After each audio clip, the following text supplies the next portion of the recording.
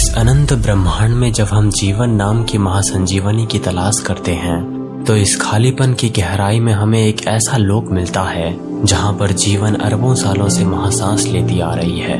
पर इस इतने बड़े महाजीवन को आखिर ऐसी कौन सी ऊर्जा है जो अपनी महाशक्ति प्रदान करती आई है? क्या कभी ऐसा सोचे हो दोस्तों?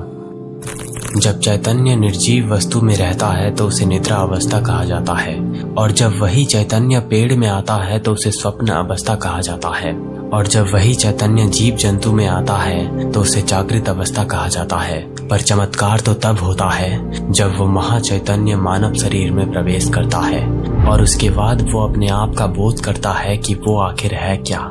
पर इंसान जीवन पाके भी हम इंसान जानवरों की तरह हरकत करते हैं क्योंकि हमारा मन हमारे कंट्रोल में नहीं रहता, और ये समस्या आज की युवा पीढ़ी में देखने को मिल रही है। मेरी अंतर्दृष्टि से मैं आज के युवा पीढ़ी में एक ऐसे काले भविष्य को देख पा रहा हूँ जो अज्ञानता के महाअंधकार में डूबती चली जा रही है। वासना और काम वासना के मद में चूरी हुआ समाज बहुत जल्द ही अपने आप को निगल जाएगी जब तक ये लोग उस आध्यात्मिक ज्ञान को प्राप्त नहीं करेंगे जो इस जीवन का महासत्य है। अगर आप ये वीडियो देख रहे हो तो मैं बस आपसे इतनी विनती करूंगा कि मेरे हर एक शब्द को पूरी गहराइयों के साथ सुनना और इस पर मनन करना। ये ज्ञान अमूल्य है, ये ज्ञान भौतिकता से परे है। इस महाज्ञान को आप अपने मन के सहारे मत समझना, बस इस ज्ञान को सुनकर आप अपने आप से रिलेट करना और उसके बाद समझने की कोशिश करना कि मैं सही बोल रहा हूँ या गलत। जीवन ऊर्जा की जब हम बात करते हैं दोस्तों, जिसे वीर्य कहा जाता है, ये एक ऐसी चमत्कारी ऊर्जा है जो एक जीवन को प्रकट करती है। क्या कभी ये सोचे हो कि वीर्य में इतनी शक्ति आखिर कहाँ से आती है जिससे वो एक जीते जागते जीव को प्रकट करता है? उसमें वो चैतन्य आखिर कहाँ से आता है जिससे वो जीव बड़ा होकर इस संसार में अद्भुत कार्य करता है? अगर आप वीर्य को सिर्फ एक जीवन ऊर्जा समझते हो तो आप गलत हो, क्योंकि ये इससे कहीं अधिक फैला हुआ है। वैदिक परंपरा का जब आप अध्ययन करोगे तो वीर्य को न केवल शारीरिक शक्ति माना जाता है बल्कि वीर्य को आध्यात्मिक पदार्थ भी कहा जाता है। ये बात आप याद रखना कि वीर्य एक आध्यात्मिक पदार्थ है, एक ऐसा स्पिरिचुअल सब्सटेंस जिसकी गहरी जानकारी मैं इस वीडियो में आगे देने वाला हूँ। दोस्तों, आप एक पल के लिए अपने इस अस्तित्व को एक तेल का दीपक समझो। बिना तेल के जैसे दीपक में मौजूद लौ टिमटिमाती है और उसके बाद दीपक बुझ जाती है, उसी प्रकार वीर्य के बिना मानव का यह अस्तित्व एक खोखली जिंदा लाश की तरह बन जाती है। आपके शरीर की जो आसपास की ऑरा है वो फीकी पड़ जाती है। आपका मन और कमजोर और शरीर शक्तिहीन बन जाता है। विचार से लेकर भावनाएं सब अशुद्ध अंधकार में बन जाती हैं। दोस्तों, प्राचीन लोग ये जानते थे। उन्होंने देखा कि इस जीवन शक्ति की रक्षा, पोषण और निर्देशन करना आध्यात्मिक जागृति और ब्रह्मांडीय चेतना इन दोनों की कुंजी थी। अब जानते हैं कि आखिर वीर्य ऊर्जा और अध्यात्म के बीच आखिर ऐसा कौन सा संबंध है जो आध्यात्मिक जीवन में बहुत जरूरी है। आध्यात्मिक पुरुष ये जानते हैं कि परम ब्रह्म में लीन होने के लिए उन्हें हर वक्त अनुशासन के साथ अपने आप पर काबू में रखना होगा। ब्रह्म में जो व्यक्ति विलीन होना चाहता है तो उनको ब्रह्म ऊर्जा को सुरक्षित रखना होगा, क्योंकि ब्रह्म ऊर्जा वो चाबी है जो ब्रह्म के पास पहुंचाती है।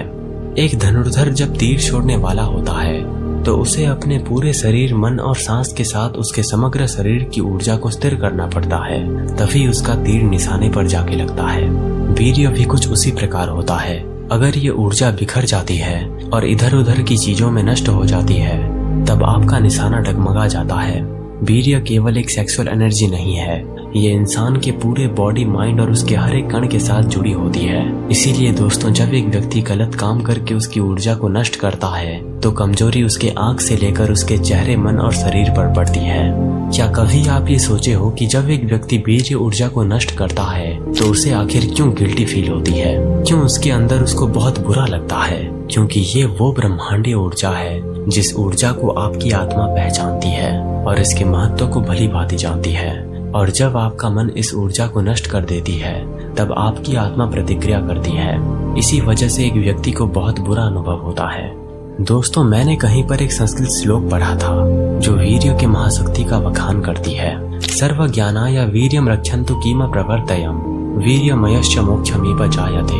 अर्थात जो व्यक्ति वीर्य को सुरक्षित करता है उसके लिए शरीर दिव्य क्षमता का एक बर्तन बन जाता है, एक ऐसा माध्यम जिसके माध्यम से ब्रह्मांड खुद को मैनिफेस्ट करता है। अब बात करते हैं उस ब्रह्मांडीय चक्र की जो वीर्य से कुंडलिनी के उच्चतम स्तर तक पहुंचती है। आप ये जानते हो कि वीर्य ऊर्जा कुंडलिनी जागरण में एक बहुत महत्वपूर्ण भूमिका निभाती है।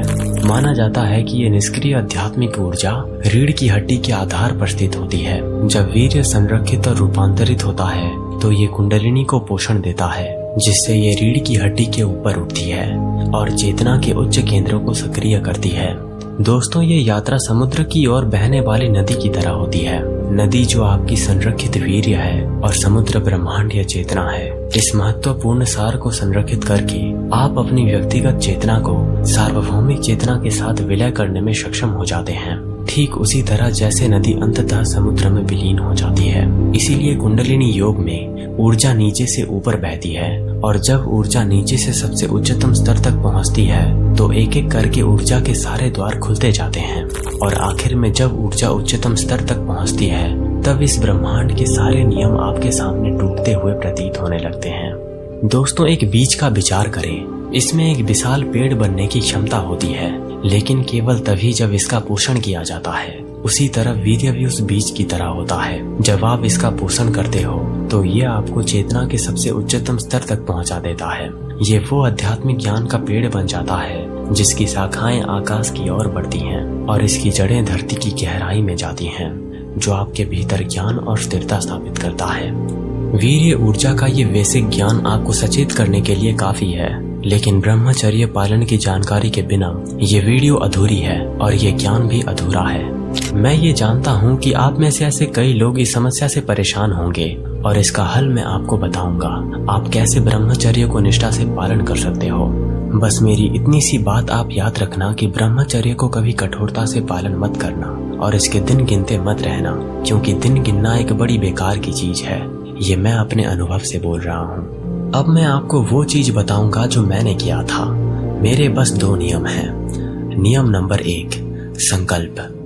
दृढ़ संकल्प अगर आप में है तो अपने इष्ट देवी या अपने माता पिता को साक्षी मानकर या जिसे आप सबसे ज्यादा प्रेम करते हो उसको साक्षी मानकर मंदिर में या उनके सामने ब्रह्मचर्य का संकल्प लेना, जिस संकल्प लेने के बाद आप भूल कर भी ब्रह्मचर्य खंडन नहीं कर पाओगे। क्योंकि मैं ये जानता हूँ कि आप अपने माता पिता या अपने इष्ट संकल्प लेने के बाद पाप काम करने से डर जाओगे और वो डर ही आपको आगे गलत काम करने से रोकेगा। आप एक माली बन जाओ। जैसे एक माली बगीचे का पोषण करता है, अगर वो माली पानी का सही तरीके से प्रयोग नहीं करेगा तो उसका बगीचा नष्ट हो जाएगा। उसी प्रकार अगर आप अपनी ऊर्जा को बेकार के काम या संगी साथी के साथ एंजॉयमेंट करके या मौज मस्ती करके बर्बाद करोगे तो आगे बस आपको पछताना पड़ेगा। माली जैसे पानी का सही इस्तेमाल करके बगीचे को हर वक्त जीवंत बनाए रखता है, उसी प्रकार आप अपनी ऊर्जा को सही काम में लगाओ जो आपको सफलता की ओर ले जाएगी और अध्यात्म की इस दुनिया में सबसे उच्चतम स्तर तक ले जाएगी। कृष्ण की वो बात याद रखना, वैराग्य और अभ्यास और इंसान के दृढ़ संकल्प के सामने इस संसार की कोई चीज उसको नहीं रोक सकती और दैवीय शक्ति खुद उसकी सहायता करती है।